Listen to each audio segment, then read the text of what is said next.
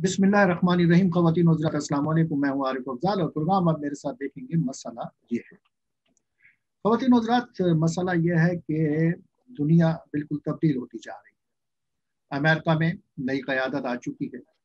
6 जनवरी के वाक़यात ने जो सूरत हाल पैदा की थी वो बहुत खौफनाक थी और 20 जनवरी तक, जब तक हल्फ़े वफ़ादारी की तकरीब मुकम्मल नहीं हुई, खौफ के साए यहाँ पर मंडला रहे। और वो वाशिंगटन, जहाँ दुनिया भर से सयाह आते हैं और हर वक्त वहाँ गहमा गहमी होती है, वो व्हाइट हाउस का इलाका, वो कैपिटल हिल की बिल्डिंग, वहाँ हूँ का आलम था। और एक अंदाजे के मुताबिक 15 से 20 हज़ार फौज के जवान वहाँ पे तैनात थे। बहरहाल तकरीब हल्फ़े वफादारी हुई, साथ खैरियत के साथ निमट गई और सदर जोसेफ बाइडेन जो हैं वो बड़े जारहाना मूड में नजर आते हैं। उनकी क्या पॉलिसीज होंगी, वो आने वाले सिनेरियो से किस तरह निपटेंगे, इसी हवाले से आज के प्रोग्राम में हम गुफ्तगू करेंगे। और मेरी खुशकिस्मती कि जनाब तो आप स्टेट न्यूयॉर्क से जनाब अतीक सिद्दीकी आज भी मेरे साथ हैं और हम उनसे गुफ्तगू करेंगे। चंद एक सवालात उनके सामने रखेंगे और सवालात से मजीद कुछ बातें निकालने की कोशिश करेंगे। तो अतीक सिद्दीकी साहब, welcome in the show. Thank you. Atiq साहब, जैसा कि मैंने कहा कि सदर जोसेफ बाइडेन जो हैं 20 तारीख को साथ खैरियत के साथ हल्फ़े वफादारी की तकरीब से निमट चुके हैं और अब वो खासे जारहाना मूड में नजर आते हैं। एक तरफ उनके सामने सदर ट्रंप के पैदा करदा मसाइल हैं और दूसरी तरफ 6 जनवरी के वाक़यात के बाद जो अमेरिका का सिनेरियो दुनिया भर के सामने बना है वो भी सामने उनके है, वो मसाइल वो भी हैं। तो उनको इन दोनों मुहाजों पे लड़ना है कि खारजा पॉलिसी को भी बेहतर करना है और अमेरिका के जो अंदरूनी हालात और वाक़यात है उनको भी साथ लेके चलना है बेहतर अंदाज में। तो आप क्या कुछ देख रहे हैं एक सीनियर तजज़ियाकार की हैसियत से कि आप किस सिनेरियो को देख रहे हैं, अमेरिका में क्या बनेगा, जो बाइडेन क्या करने वाले हैं? ये बात पूरी दुनिया जानती है कि 6 तारीख को जब सफ़ेद कौमरस्तों ने कैपिटल हिल पे हमला किया जी तो जी। उस वक़्त वाशिंगटन डीसी अमेरिका का कैपिटल जो था तो वो एक वार जोन बना हुआ था। सही। तो this was something very unusual in the history of United states. इस किस्म के वाक़यात पहले भी हुए हैं 2-3 मरतबा, लेकिन 2.5 सालों में 3 मरतबा कोई गैर मामूली बात नहीं। जो बाइडेन जो है वो एक ऐसे सदर हैं कि जिन्हें अपने वर्षे में बहुत ज़्यादा मसाइल मिले हैं। बहुत कम अमरीकी सदूर को अब इब्तदाई अयाम में इतने मसाइल मिले हैं जितने के जो बाइडेन के हिस्से में आए हैं। इसलिए इन्हें बड़े जारहाना अंदाज से अपनी खारजा और डोमेस्टिक पॉलिसी दोनों पे अमल दरामद करना पड़ेगा। अगर आप खारजा पॉलिसी की बात करते हैं तो इसमें सबसे अहम तरीन फ्रंट जो है वो चाइना का है, उसके बाद नंबर 2 यूरोपीय यूनियन का है, उसके बाद नंबर 3 अफगान जंग का है और पाकिस्तान के साथ है। तो हम अलग अलग से इन पे बात करेंगे। तो सबसे पहले अगर चाइना पे बात करें तो हमें इस ये पे मैं देखना पड़ेगा। अतीक साहब, मैं इस पे बाद में आऊंगा, ये सवाल का मेरा अगला हिस्सा है। मैं आपसे ये पूछ रहा था कि जो ट्रम्प साहब ने नारा लगाया व्हाइट सुपरमेसी का और उसका एक खौफ 20 जनवरी तक बहुत बुरी तरह हावी रहा कैपिटल हिल के अंदर, जिस तरह तकरीब हल्फ़े वफादारी हुई वो भी आपके इल्म में है, आपने भी टीवी पे देखा, हमने भी देखा। तो इन तमाम मनाजिर को, इन तमाम मसाइल को जोसेफ बाइडेन किस तरह हल करेंगे कि आइंदा इस किस्म के मसाइल खड़े ना हों? ये एक बहुत पेचीदा मसला है और हम पहले भी कह चुके हैं इसी प्रोग्राम में कि डोनाल्ड ट्रंप ने 74 मिलियन वोट्स लिए हैं और वो एक वाइब्रेंट और एक तवाना सियासी कुव्वत की हैसियत से मौजूद रहेगा। और ये चांसेस भी नज़र नहीं आ रहे कि वो अपने दूसरे मुआवजे में कन्विक्ट हो जाएगा और आइंदा सदारती इंतखाब में हिस्सा नहीं ले सकेगा। इसके भी चांसेस बहुत मादूम हैं क्योंकि चक शूमर को, जो कि चेयरमैन है सेनेट के, उन्हें 17 रिपब्लिकन सेनेटर्स के वोट चाहिए ताकि उनके पास 67 वोट्स हो जाएं और वो डोनाल्ड ट्रंप को इम्पीच कर सके। लेकिन ऐसा होता हुआ नजर नहीं रहा, जिसका मतलब यह है कि वाइट सुप्रीमेसिस्ट मूवमेंट का जो असल लीडर है, जो कि अमेरिका का सदर भी रह चुका है, डोनाल्ड ट्रंप, वो एक वायबल और स्ट्रांग पॉलिटिकल फोर्स रहेगा। और दूसरी तरफ जो बाइडेन कह चुके हैं कि वो अमेरिका को यूनिफाई करना चाहते हैं, हीलिंग करना चाहते हैं, वो तमाम ग्रोह जो हैं उन्हें इकट्ठा करना चाहते हैं। लेकिन वाइट सुप्रीमेसिस्ट जो हैं और राइट विंग एक्सट्रीमिस्ट जो हैं वो इस पे आमादा नहीं है। अब अगर जो बाइडेन इस हीलिंग और यूनिटी के मामले को लेके आगे चलते हैं तो उन्हें अपने एजेंडे को कॉम्प्रोमाइज करना पड़ेगा। और जो बाइडेन ने पिछले एक हफ्ते में कोई ऐसा काम नहीं किया जिससे ये लगे कि वो इन प्रैक्टिस भी यूनिफाई करना चाहते हैं। मिसाल के तौर पे जॉर्ज बुश ने भी और ओबामा ने भी मुखालिफ पार्टियों से अपने कैबिनेट ऑफिशियल लिए थे। और ओबामा ने बिल गेट्स को कंटिन्यू किया था। लेकिन जो बाइडेन ने रिपब्लिकन पार्टी से कोई भी ऐसा उनका जो है वो प्रोमिनेंट बंदा अपनी कैबिनेट में शामिल नहीं किया। तो दूसरी बात यह है कि इन्होंने इमिग्रेशन पॉलिसी जो है वो अनाउंस की है जिसके खिलाफ है। अभी आपने कहा कि 17, अभी 50-50 का रेशो है, एक एक्स्ट्रा वोट वीपी का होगा, वाइस प्रेसिडेंट का 51 हो जाएंगे, लेकिन इम्पीचमेंट के लिए 67 वोट की जरूरत है, 17 वोट कम है। क्या आप नहीं समझते कि अगर जो बाइडेन रिपब्लिकन से कुछ लोगों को अपने साथ रखते जो कि कुछ उनके ट्रम्प के मुखालिफ भी नजर आए हैं उनकी पॉलिसीज की वजह से, तो क्या ये सूरत हाल बन नहीं सकती थी, उनको 17 वोट मिल नहीं सकते थे? वो मुश्किल है। और अगर वो हासिल कर भी लें तो डोनाल्ड ट्रंप के फैंस जो हैं वो मजीद जो है वो मुश्तिल हो जाएंगे और यूनिटी की बात जो है वो मजीद खतरे में पड़ जाएगी।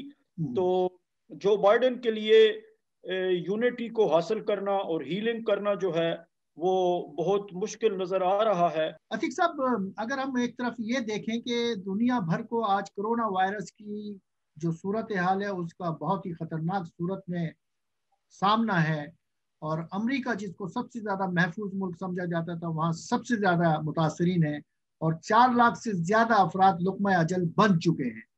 तो एक तरफ तो जोसेफ बाइडेन की हुकूमत को, उनके लोगों को इस वायरस से निपटना है, और दूसरी तरफ पिछले ऑलमोस्ट 1 साल हो रहा है कि कारोबार बंद हैं, ऑफिस बंद हैं, इकोनॉमी की सूरत हाल जो है इकोनॉमी की सूरत हाल बहुत ही खराब हो चुकी है। तो ये इन तमाम मसाइल को किस तरह हल करते हुए नजर आ रहे हैं आपको जोसेफ बाइडेन साहब? जोसेफ बाइडेन ने अपने एजेंडे में कोरोना वायरस को टॉप ऑफ द लिस्ट रखा है। और इकोनॉमी कोरोना वायरस तक पूरी दुनिया में 2 मिलियन लोग जो हैं वो कोरोना वायरस का शिकार हो चुके हैं। खुद अमेरिका में 4 लाख से ज्यादा लोग जो हैं वो हिलाक हो चुके हैं गुज़िश्ता 1 साल में कोरोना वायरस की वजह से। और आजकल भी 4000 से ज्यादा हर रोज हिलाकतें कोरोना वायरस की वजह से सिर्फ अमेरिका में हो रही हैं। 2 महीने पहले जब ये हिलाकतें 3000 थी तो उस वक्त कहा जा रहा था कि एक 9/11 हर रोज हो रहा है।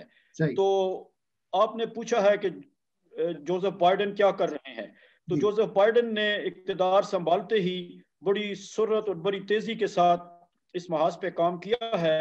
और पहले उन्होंने अनाउंस किया कि वो अपने पहले 100 दिनों में 100 मिलियन लोगों को शॉट्स जो हैं वो पहुंचाएंगे। और लेकिन बाद में लोगों ने उनसे कहा, 2 दिन पहले व्हाइट हाउस में प्रेस कॉन्फ्रेंस थी तो उनसे कहा गया कि ये इस तरह से बात नहीं बनेगी, आपको तादाद बढ़ानी पड़ेगी डोजेस की। तो फिर सदर ने ऐलान किया कि वो 1.5 मिलियन लोगों को पहले 100 दिनों में जो है वो डोजेस पहुंचाएंगे। और लेकिन इसमें ये है कि वो इसमें कामयाब होते नजर आ रहे हैं, लेकिन बाज़ रियासतों में बड़े मसाइल हैं, लॉजिस्टिक प्रॉब्लम्स हैं डोजेस को वहाँ पहुंचाने। और इसमें सबसे बड़ा मसला ये है कि हर एक ने 2 डोजेस लेने हैं, 2 इंजेक्शन लेने हैं, एक इंजेक्शन पहले और दूसरा फिर 2 हफ्ते के बाद। तो बाज़ लोग 2 हफ्ते के बाद नहीं जा रहे और ये लॉजिस्टिक प्रॉब्लम है वैक्सीन को पहुंचाना। तो जोसेफ बाइडेन हर रोज ये कह रहा है कि वो स्पीड अप कर रहा है इस प्रोसेस को, ताकि उसने जो टारगेट अपने लिए मुतय्यन किया है 1.5 मिलियन डोजेस का फर्स्ट 100 डेज में, कि वो इसे हासिल कर ले। तो इस पे बड़ी तेजी के साथ काम एक तो हो रहा। सबसे बड़ी एक बड़ी जरूरत इस वक्त इंसान की जो है ये कोरोना वैक्सीन है, जो कि वैक्सीन लगना बहुत जरूरी है। और दूसरी जरूरत इंसान की जेब भारी होना जरूरी है। और जो बाइडन सुना है, जोसेफ बाइडन इस पे काम कर रहे हैं कि एक और स्टिमुलस पैकेज आए और वो लोगों को दिया जाए। तो आपके इल्म में है कि वो कब तक रिलीज हो जाएगा, कब तक लोगों को मिलेगा कुछ? ये अगर देखिए, अगर एक 1.5 मिलियन लोगों को 100 दिनों में अगर मिलता है, तो इसके बारे में ये कहा जा रहा है कि ये वैक्सीन जो है कम से कम मिड समर तक जो है ये जाके मेजॉरिटी ऑफ द पॉपुलेशन को मिलेगी। और मिड समर के बाद ही जाके यानी जुलाई अगस्त में कहीं जाके हालात नॉर्मल होंगे।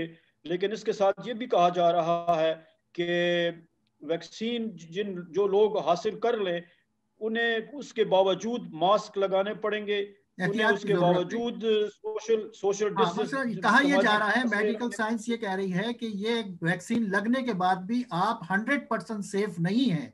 उसके बाद भी हो सकता है, लेकिन उतना शदीद नहीं होगा कोरोना का वार जैसा कि विदाउट वैक्सीन हो रहा है। अच्छा, मैंने आपसे सवाल ये किया था कि ये जो एक और स्टिमुलस पैकेज आ रहा है, क्योंकि लोगों को पैसों का भी बड़ा मसला है, जॉब्स नहीं है, कारोबार बंद हो गए हैं, तो वो पैकेज कब तक आ रहा है? कोई आपके इल्म में है ऐसी कोई बात कि लोगों को स्टिमुलस पैकेज एक और मिलने वाला है? प्रेसिडेंट ट्रंप ने जो इकोनॉमिक स्टिमुलस अप्रूव किया था, वो 600 पर टैक्स पेयर का, वो तो लोगों को तकरीबन मिल चुके हैं मिल चुका या है। डाक में अभी आ रहे हैं, मिल रहे हैं। हम्म। लेकिन प्रेसिडेंट बाइडेन ने कांग्रेस के सामने 1.9 ट्रिलियन डॉलर का एक इकोनॉमिक रिलीफ पैकेज जो है वो पेश करेंगे, 1.9 ट्रिलियन डॉलर का। उसमें जो है वो नया रिलीफ पैकेज होगा और वो 1400 पर टैक्स पेयर को उन्होंने रिकमेंड किया है। और इस 1.9 ट्रिलियन में से ज़्यादातर पैसा जो है वो इंफ्रास्ट्रक्चर पे लगेगा, सही। ताकि सड़कें और इमारतें और पुलें ये इनमें इन्वेस्टमेंट हो, ताकि इकोनॉमी जो है वो स्पीड अप हो सही। और लोगों को जॉब्स वगैरह मिले। तो वो अभी वो कांग्रेस के सामने पेश नहीं हुआ। लेकिन मिच मैकॉनेल जो कि अक़लियती पार्टी के चेयरमैन हैं, उन्होंने पहले से ही कह दिया है कि 1.9 ट्रिलियन जो है ये टू मच है। लेकिन लगता ये है कि इसमें थोड़ी सी तखफीफ हो जाएगी।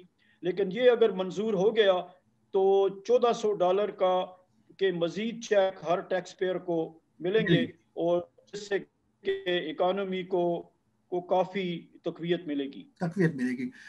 अतीक साहब, सदर ट्रंप ने आने के बाद ट्रैवल पे बैन लगाया, खास तौर पर मुस्लिम कंट्रीज के ऊपर कुछ बैन लगाए थे। लेकिन जोसेफ बाइडन ने आते ही जो चंद एक पैकेजेस साइन किए, उसमें एक ये भी था कि उन्होंने वो बैन हटाया है। और इसके अलावा भी वो इमिग्रेशन के हवाले से मजीद काम करना चाहते हैं, क्योंकि ये मुल्क तो इमिग्रेशन का मुल्क है सर। तो इस वजह से सुना है कि उस पाबंदी को नर्म उन्होंने हटा दिया है और मजीद कुछ रास्ते खोलेंगे इमिग्रेशन के लिए। आपके इल्म में कोई ऐसी इतला? हाँ जी, ये इमिग्रेशन अगरचे के top of the list item नहीं है। हम्म। इकोनॉमी और कोरोना वायरस के बाद उनकी प्रेफरेंस जो है वो इमिग्रेशन है। और हम्म। उन्होंने अनाउंस किया है कि वो बहुत जल्द इमिग्रेशन रिफॉर्म इंट्रोड्यूस करेंगे। हम्म। इसके तहत वो 11 मिलियन लोग जो कि पिछले 20-25 साल से इंतजार कर रहे हैं, क्योंकि पिछले 20 मिलियन लोग जो ऑलरेडी अमेरिका में रह रहे हैं उनके पास कागजात नहीं हैं, और वो एक तवील अरसे से अपने घरों को, अपने ममालिक को वापस नहीं जा सके। तो जोसेफ बाइडन ने ऐलान किया है कि उसके इमिग्रेशन रिफॉर्म्स इंट्रोड्यूस होते ही उन 11 मिलियन डॉलर को जी जी। वो इशू हो जाएंगे, या कम से कम डॉक्यूमेंट्स इशू हो जाएंगे। और उसके फौरन बाद उन्हें ग्रीन कार्ड्स भी मिल जाएंगे। हम्म। और उसके बाद उसके 4 साल बाद वो सिटीजन हो जाएंगे। इसे पाथ टू सिटीजनशिप कहा जा रहा है।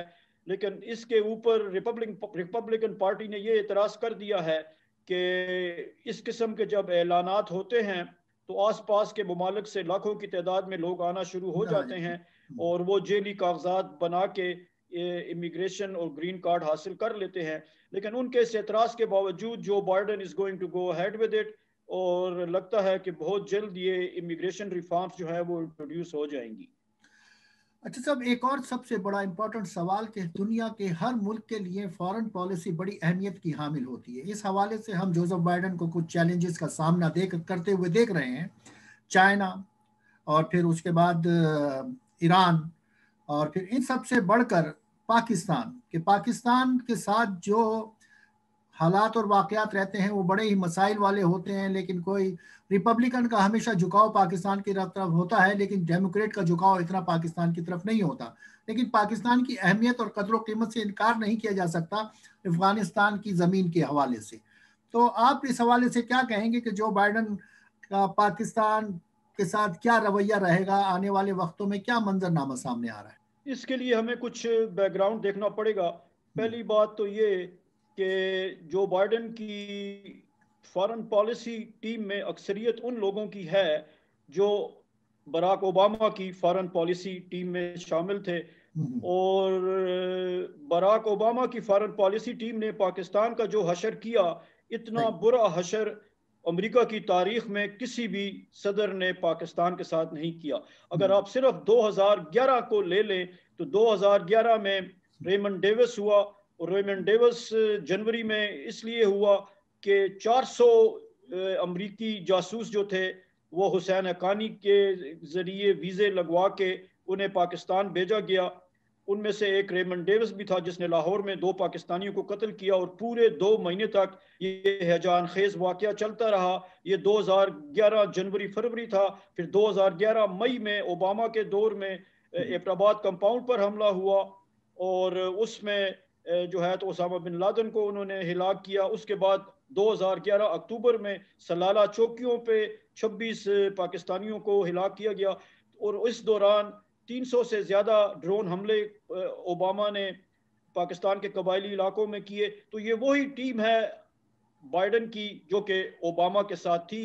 और अब मुझे ये नहीं, पाकिस्तान के अखबारात की तरफ से और पाकिस्तानी मीडिया की तरफ से बड़ी खुशगुमानी की बातें हो रही हैं, और वो इस हद तक दुरुस्त है कि एडमिनिस्ट्रेशन किसी की भी हो, रिपब्लिकन हो या डेमोक्रेट्स हो, आजकल के हालात में, अफगान जंग के हालात में पाकिस्तान इनके लिए एक बहुत बड़ी ज़रूरत है।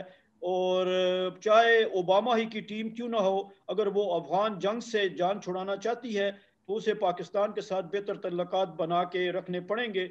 वरना इसके बगैर अफगान अमन मुज़ाकरात जो हैं वो कामयाब होते नज़र नहीं आ रहे। तो बाइडेन की टीम और बाइडेन पाकिस्तान और डेमोक्रेट्स पाकिस्तान को पसंद करें या ना करें, पाकिस्तान से अच्छे तल्लुकात बना के रखना इनकी मजबूरी है। और ये FATF में और इसके अलावा फाइनेंशियली पाकिस्तान को मसाइल देने की कोशिश करेंगे, लेकिन पाकिस्तान की अहमियत अपनी जगह पे है। अब ये पाकिस्तान की फॉरेन पॉलिसी पे है, पाकिस्तान के डिप्लोमेट्स पे है कि वो कैसे उनका जो एडवांटेज है उनकी टेरिटरी का, उनके माले वकूफ का, जियो पॉलिटिकल सिचुएशन का, कि हमारी फॉरेन हमारा महकमा खारजा कैसे अपनी इस एडवांटेज को हैंडल करता है। ये सब पाकिस्तान पे भी डिपेंड करता है। सब माजी में जब सदर ओबामा थे तो उस वक्त जिन प्राइम मिनिस्टर्स का अमेरिका को पाकिस्तान की हुकूमत के साथ सामना था, वो जरदारी साहब थे, वो मियां नवाज शरीफ साहब थे। लेकिन आज एक इमरान खान की सूरत में जो एक प्राइम मिनिस्टर है वो थोड़ा सा दबंग प्राइम मिनिस्टर है, और वो बड़ा खुल के अपनी बात भी कहता है। तो क्या इससे कोई तब्दीली पड़ेगी? क्योंकि ये याद रखिएगा कि सदर ओबामा ने अपनी किताब में जिस तरह से सदर जरदारी का तस्करा किया है वो आपने भी पढ़ा होगा, आपने भी सुना होगा। तो लेकिन आज जरा सा सिनेरियो चेंज है कि पाकिस्तान का प्राइम मिनिस्टर एक ऐसा आदमी है जो कि किसी की बात जरा कम सुनता है, वो कहता है जी ये सही है, ये गलत है। इस हवाले से क्या कहना चाहेंगे आप? ये आपने इमरान खान साहब का जिक्र किया है, उसके साथ आपने ओबामा की किताब का जिक्र भी किया है। मैंने वो किताब पढ़ी है और मैंने उसके ऊपर 4 कॉलम लिखे हैं।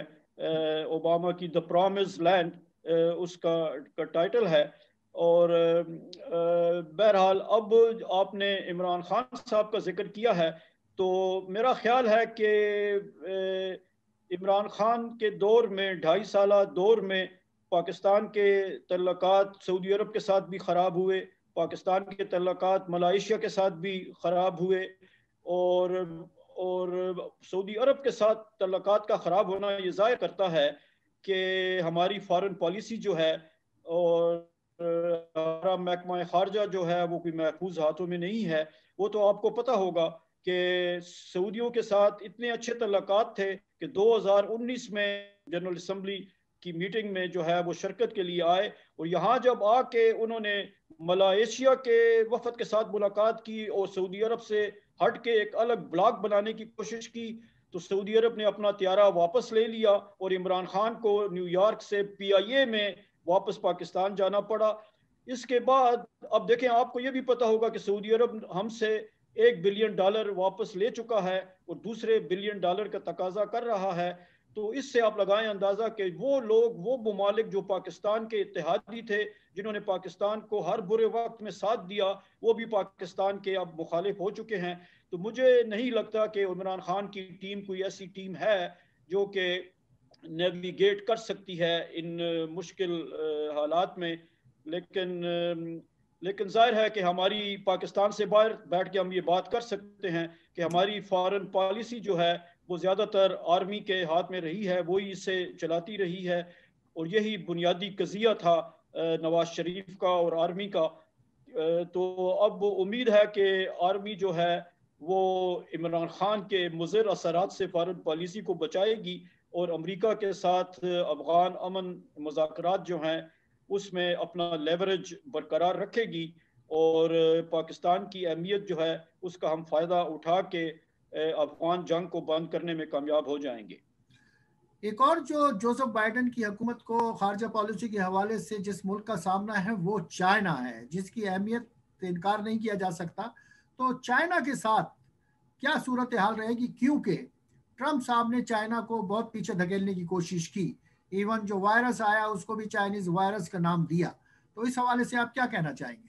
ट्रंप के secretary of state Mike Pompeo ने जाने से पहले अमेरिका चाइना तल्लुकात को बहुत ख़राब कर दिया है, और चाइना जिस इशू पे बहुत ज़्यादा सेंसिटिव है, और चाइना ने ये बहुत पहले निस्फ सदी पहले से ये ऐलान किया हुआ है कि जो मुल्क भी ताइवान के साथ तल्लुकात रखेगा चाइना उसके साथ कोई तल्लुक नहीं रखेगा।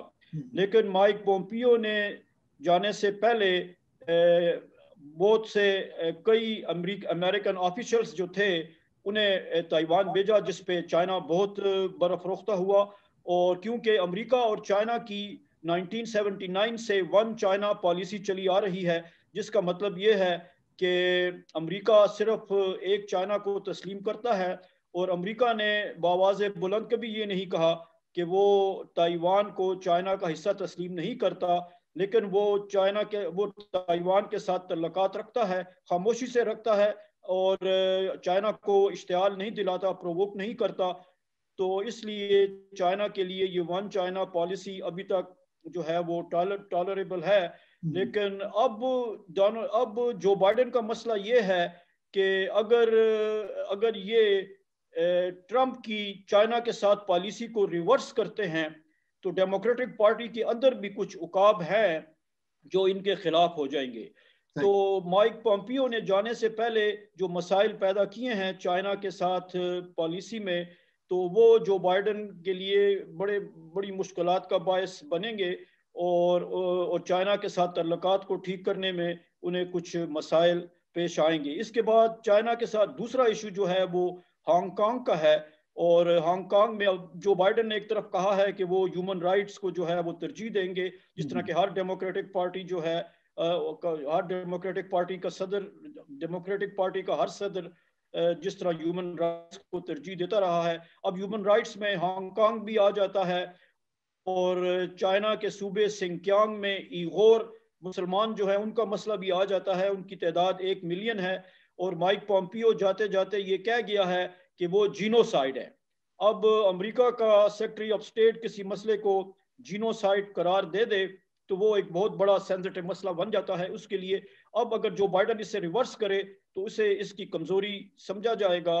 तो डोनाल्ड ट्रंप और उसके सेक्रेटरी ऑफ स्टेट ने जो बाइडन के लिए बहुत से मसाइल छोड़े हैं और चाइना की तरफ, और देखना यह है कि जो बाइडन इसे कैसे हैंडल करते हैं। इसके साथ ही 2 दिन पहले वर्ल्ड इकोनॉमिक फोरम का इजलास हुआ जिसमें शी जिनपिंग चाइना के सदर ने बड़ी सख्त स्टेटमेंट दी और उन्होंने कहा कि अगर अमेरिका अगर धमकियां देने की पॉलिसी छोड़ दे तो ये बहुत बेहतर होगा, और अगर वो उसने धमकियां देने की पॉलिसी जारी रखी तो हालात मजीद ख़राब हो जाएंगे। अब इससे जाहिर होता है कि बाइडन इंतज़ामिया और शी जिनपिंग की हुकूमत जो है उससे उनमें तलखियां हैं। अब it remains to be seen कि इन तलखियों और इन उलझनों को कैसे जो है वो हल किया जाता है। लेकिन जिस तरह के बाइडन चाहते हैं कि पूरी दुनिया के साथ उनके तल्लुकात ठीक हों, तो उनकी कोशिश होगी कि चीन के साथ तल्लुकात ठीक किए जाएं, लेकिन इसके लिए उन्हें यूरोपीय यूनियन की ज़रूरत पड़ेगी। और यूरोपीय यूनियन ऑलरेडी एक मुआहदा चीन के साथ 2 हफ्ते पहले कर चुके हैं जो कि अमेरिका को पसंद नहीं आया, और अमेरिका यूरोपीय यूनियन के ममालिक जिनकी तादाद 29 है उनके साथ भी तल्लुकात ठीक करना चाहते हैं। लेकिन यूरोपीय यूनियन के जर्मनी और फ्रांस के वज़राए ख़ारजा ने रिसेंटली बयान दिया है कि अमेरिका के अपने मसाइल इतने ज़्यादा हैं कि वो पहले की तरह उनका साथ नहीं दे सकता। लेकिन यूरोप वाले ये अच्छी तरह जानते हैं कि वो अपने दफाई मामलात में अमेरिका को रिप्लेस नहीं कर सकते। दुनिया में कोई ऐसा मुल्क नहीं है जो अमेरिका की जगह लेकर यूरोप को रूस के खिलाफ या दूसरे मुखालफिन के खिलाफ, दूसरे मुखालफिन की जारहियत के खिलाफ डिफेंस कर सके। तो अमेरिका भी यूरोप की ज़रूरत है। लेकिन अब सूरत हाल अमेरिका यूरोप तल्लुकात की बड़ी मुख्तार करना चाहता है जो कि अमेरिका को पसंद नहीं। तो ये भी जो बाइडन एडमिनिस्ट्रेशन के लिए एक फॉरेन पॉलिसी चैलेंज है, और इन्होंने कई मसाइल के हवाले से जो बाइडन इंतज़ामिया ने ख्वाहिशात का इजहार किया है, लेकिन अभी ये देखना पड़ेगा तक काबिल अमल हैं। अतीक सिद्दीकी साहब, बहुत बहुत शुक्रिया आज के इस वक्त के लिए कि आपने बहुत दूर बैठ के हमारे लिए वक्त निकाला और बहुत सहरासिल गुफ्तगू की हालात और वाक़यात पर जो अमेरिका के हैं और उनके जो फॉरेन पॉलिसी के हवाले से जो सिनेरियो बनेगा। आपका बहुत बहुत शुक्रिया। इंशाल्लाह आइंदा फिर किसी प्रोग्राम में इसी हवाले से जो नए मनाजिर सामने आएंगे उस पर सवाल लेकर आपके सामने हाजिर होंगे और आपसे गुफ्तगू होगी। शुक्रिया अफजाल साहब, थैंक यू। ख़वातीन हज़रात, ये था आज का प्रोग्राम मसला ये है, जिसमें हम गुफ्तगू कर रहे थे जनाब अतीक सिद्दीकी से, और अतीक सिद्दीकी साहब ने बहुत ही तफसील के साथ जो मंजरनामा है इस वक्त अमेरिका का और अमेरिका के ताल्लुकात के हवाले से दुनिया का, वो आपके सामने पेश किया। प्रोग्राम आपको कैसा लगा? नीचे हमारे नंबर चल रहे हैं, इस पर अपनी राय का इजहार कीजिए और हमसे गुफ्तगू कीजिए। इंशाल्लाह अगले प्रोग्राम तक में फिर आपसे मुलाकात होगी। जब तक के लिए इजाज़त दीजिए। अल्लाह निगहबान।